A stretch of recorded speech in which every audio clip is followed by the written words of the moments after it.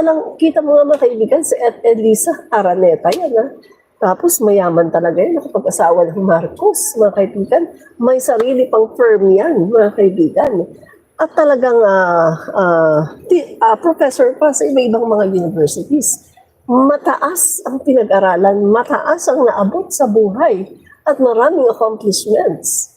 Hindi katulad ni VP Sara Duterte na lawyer pero walang case, di ba? Pero si Elisa, mga kaibigan, low profile, simple. Naka-duster lang at nag-jacket, lumabas ng Malacanang at namigay ng mga disaster, mga pang-relief sa disaster. So yan mga kaibigan, ang tunay na public servant. Kaya nga marami ding nagtatap kay Elisa na sana daw sa 2028, sana ay siya na lang ang tumakbo as President of the Philippines, no? Kung ayaw po ni Speaker Martin Romualdez, no? Di natin alam kasi si Speaker Martin Romualdez hindi po nagpapakita ng intensyon, no? Hindi po nagpapakita ng intensyon si Speaker Martin Romualdez na tatakbo sa pagiging Pangulo sa 2028. So kung talagang ayaw po ni Speaker Martin, ay nandyan po si Elisa. Pwede po nating kumbinsihin para tumakbo na maging Pangulo sa 2028. No? Kasi overqualified nga po siya. Talagang qualified po si Elisa Marcos. No? So meron siyang public servant heart at talagang pangmasa. At saka kayang-kaya po niyang i-adapt ang kanyang sarili. Ang makasama man niya ay mga elitista o mga may hirap na tao. Alam niya kung paano makisalamuha at talagang proven na po mga kaibigan.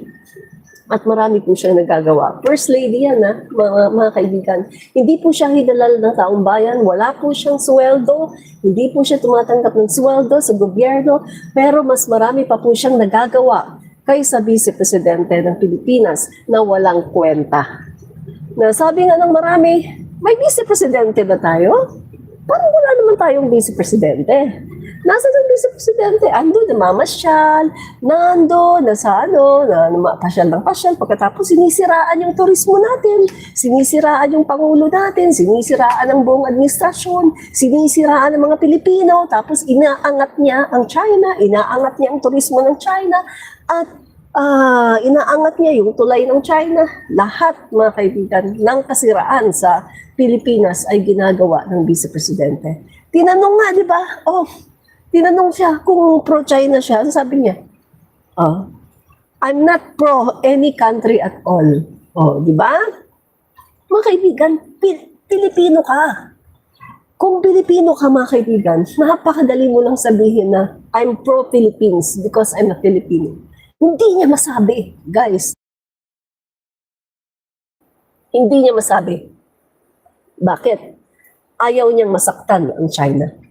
Kaya, para safe, sinabi na lang niya na I'm not pro any country at all. Kasi pag sinabi naman niyang diretsa na I'm pro-China, kitang-kita na yun. Talagang baka ipako siya sa krus ng mga kababayan natin. Di ba? Kasi Vice Presidente, tapos aaminin mo na pro-China ka. So, ginawa na lang niya mga kaibigan para safe, para hindi masaktan ang mga Pilipino. Kasi kung sasabihin niya I'm pro-China, masasaktan ng mga Pilipino. Pag sasabihin naman niya I'm pro-Philippines, masasaktan naman ang mga masasaktan naman ang China. Vice versa, no?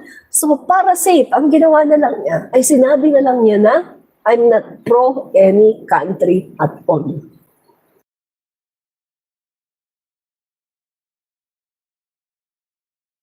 Playing safe, kumbaga, no?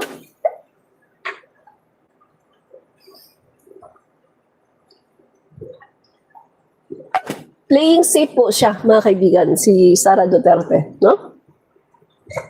Playing safe. Dali guys, Kaya ko lang yung aking isang cellphone kasi parang konti na lang yung battery sa nagsaglit. So tayo dito, magsasabi lang tayo ng totohanan, no? No hold bars. Wala pong filter dito, mga kaibigan. Ang ating komentaryo, no filter ito, no? Ang bawal lang po dito ay ang magmura, pero pwede po natin sabihin lahat po ng gusto nating sabihin dahil nire-representa po natin ang taong bayan na gusto nilang magsalita. Gusto nilang bumatikos sa Vice Presidente pero wala silang boses. Marami nga po mga kaibigan na nagpapa-thank you sa akin sa aking messages, no, sa aking PM. Maraming nagpapa-thank you sa akin dahil sabi nila mga kababayan, alam mo, Admin Rich, nagpapasalamat ako, no? Yung mga nagme-message sa akin, no? Nagpapasalamat ako, Admin Rich, nasabi nila. Kasi yung sinasabi mo, yan talaga ang gusto kong sabihin eh. Pero wala naman kasi akong boses eh. Wala akong platform. Ay yung post ko dito, hindi naman nakikita ng mga tao. Konti lang naman ang nagre-react. Oh. So, marami pong nagpapasalamat sa akin mga kaibigan dahil sabi nila, yung mga sinasabi ko daw, yun daw exactly ang gusto nilang sabihin. So, ako daw yung kanilang nagiging boses. So, sabi ko, ay maraming pong salamat kung ganoon. Kasi ang sinasabi ko lang naman po dito ay yung katotohanan lang naman po. Hindi naman tayo dito mag-fake news. Lalong-lalo na yung tagline natin, fight fake news, expose the truth. And in order for us to fight fake news, we have to expose the truth. Yan po yan mga kaibigan. Kaya hindi po tayo dito mag-fake news, yung katotohanan lang po ang ating sasabihin dito, mga guys, no? At lalabanan po natin ang mga fake news na yan sa pamamagitan ng pag-expose ng kanilang mga fake news na pinapakalat, no? Yan po guys, no? So, yan po guys, no? So, dali inom muna akong tubig at sabi ko nga sa inyo, di ba, lately itong mga nakakarang araw ay nabasa ako sa ulan palagi, mga kaibigan. So, ako'y nilagnat, no? Nilagnat, pagkatapos sipon, ubo, pagkatapos inatake ng asthma. Tapos ngayon medyo gumagaling-galing na ako, no? Medyo gumagaling-galing na.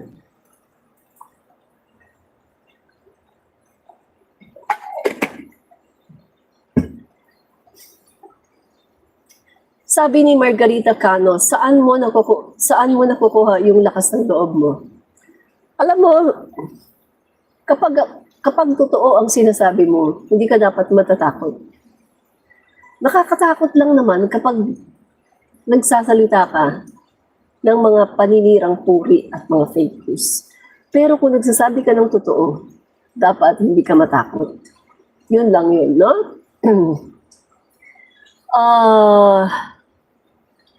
Sabi ni Ednaline Ibanez, wala kaming pake kahit atakihan ka pa. No?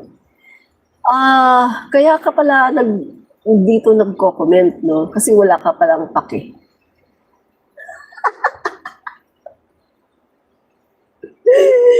Kaya ka pala nagko-comment dito kasi wala kang pake. Okay, tuloy na tayo, no? Tuloy na tayo, guys. So yan na nga, no? Ang Vice Presidente ay palagi pong wala, no? Naninirang puri sa ating Pangulo. Pumupunta sa ibang bansa para manirang puri sa ating Pangulo at para iangat ang kanyang sarili. Yan po ang trabaho ng ating Vice Presidente na walang kwenta, no? Marami nga nagsabi, meron na tayong Vice Presidente, parang wala naman, hindi natin maramdaman. Sayang lang talaga yung binabayad natin dyan, no? Galing sa buwis natin, sayang lang yung binabayad, pera ng taong bayan, nagpapasweldo tayo sa isang ahas, no? Na pagpupunta sa ibang bansa, sinisiraan ang ating bansa sa iba-ibang mga tao na nandun, lalong-lalo na sa mga foreigner, di ba? So, ahas talaga. Bukod sa buwaya, ahas ang ating pinapasweldo, di ba? Yan po mga kaibigan, ang katotohanan, no? Yan. So, tingnan lang natin to.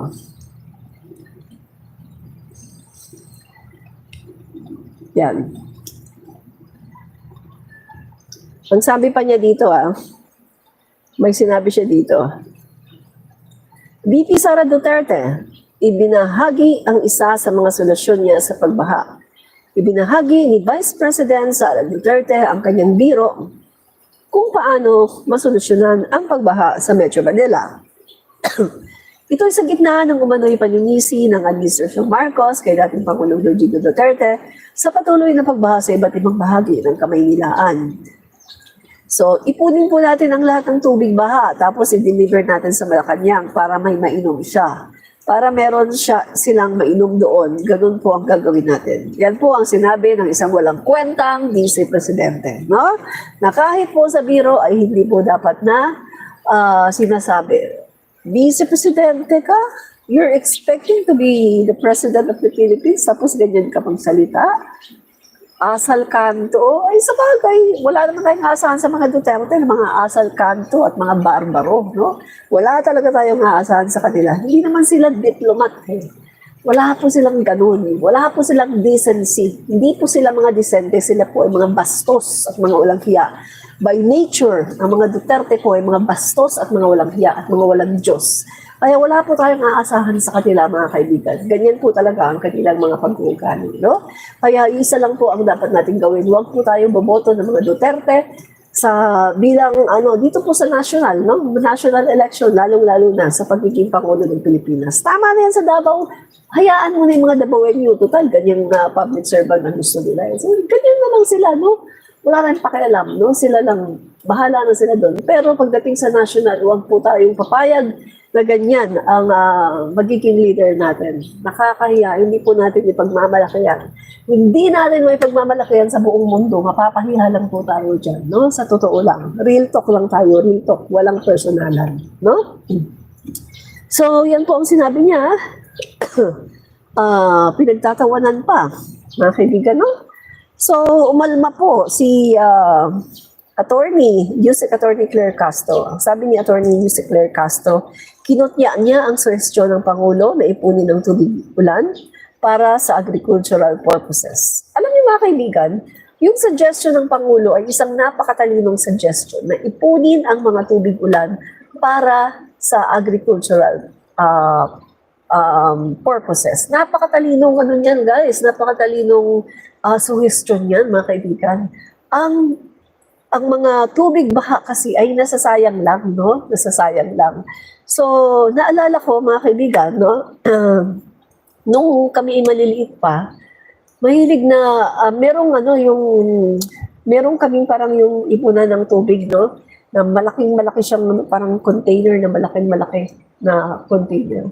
Tapos alam mo ba mga kaibigan, nakikita ko lang to sa mga bahay, no? Na meron silang mga ipunan ng tubig, yung malaking-malaking na container. May tawag doon, nakalimutan ko. Meron din kami tangke, no? Tangke. So, yung tangke na yan, mga kaibigan, no? Pwede ka dyan mag-ipon, no? Ng tubig. At kapag dumating yung mga panahon na tag-init, no? Nawawala ng mga tubig, yan po, mga kaibigan, ay pwedeng magamit pang-buhos ng toilet, panglaba, hugas ng plato. Mga kaibigan, nilalagyan lang yan ng chlorine, may nilalagay dyan ng mga solution para luminis yung tubig na yan at mawala yung amoy, no? So, yan po mga kaibigan ay napakatalinong solusyon na ibinigay ng ating Pangulong Bongbong Marcos. Dahil alam naman natin na ang Pilipinas ay punong-puno talaga ng bagyo, no? From A to Z. At kung tama nga naman mga kaibigan, mag-iipon tayo ng mga tubig baha. Pagdating ng El Nino, mga tagtuyot, ay wala tayong problema sa irigasyon, mga kaibigan, no?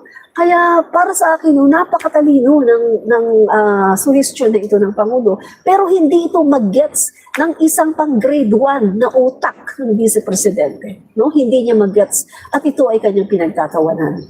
Yan po mga kaibigan. Kaya nga sinasabi ko sa inyo, ang isang Vice Presidente na katulad ni Sara Duterte ay hindi po pwedeng maging Pangulo ng Pilipinas dahil ang level po ng kanyang utak ay pang grade 1. Grade 1? Hindi nga eh. Kinder nga lang, nursery pa, no? Nursery. Grade 1 kasi marunong na mga kaibigan.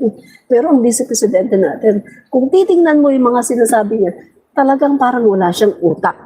No? Para siyang tao na naglalakad na walang utak. No? Ganun po mga kaibigan. Okay. So ano pa? Sorry ano lang tayo dito direct to the point lang tayo dito. Hindi tayo mag-sugarcoat, no? Direct to the point lang tayo. Katotohanan lang yung sinasabi natin dito, no? Yan. So, yun natin. So, yan nga mga kaibigan, no? Yung kanyang mga sinasabi ay walang kakwenta-kwenta. Naturingang vice presidente pero walang kwenta ang mga sinasabi. Yan.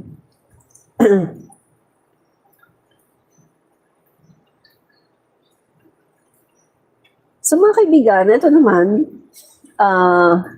dumaan sa aking newsfeed lang ito pa lang si Basti Duterte, naghamon Alam mo mga kaibigan, itong si Basti Duterte ay parang lang to no? Tatay niya naghamon kay Saldi Carbonell.